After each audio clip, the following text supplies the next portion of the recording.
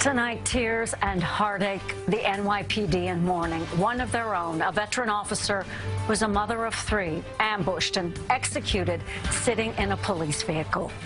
Good evening, I'm Dana Tyler. A Bronx community, the NYPD, and the entire city grieving tonight after the murder of NYPD Officer Miosotis Familia. The police commissioner saying she was assassinated on the job in an unprovoked attack. Black and purple bunting hanging over the 46th Street precinct where Familia was stationed. Mayor de Blasio ordering flags in the city flown at half-staff in honor of the slain officer. As we learn more about the criminal past of the gunman, some questioning how the NYPD plans to better protect officers from being ambushed. We have live team coverage in the Fordham section. We'll start with CBS 2's Scott Rapoport with more on the life of Officer Familia. Scott. Good evening, Dana. For cops, it doesn't get any worse than this. A growing memorial outside of the 46th precinct marking the tragic death of one of their own. Colleagues say NYPD Officer Miosotis Familia knew the potential dangers of her job every day, but was determined to stand tall against those who threatened and terrorized the people of the Bronx. This morning, she paid for it with her life. I can't believe it. Like I said, I was just talking to her like 3 days ago.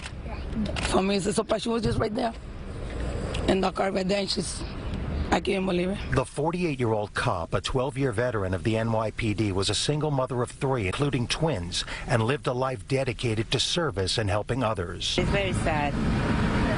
Very sad.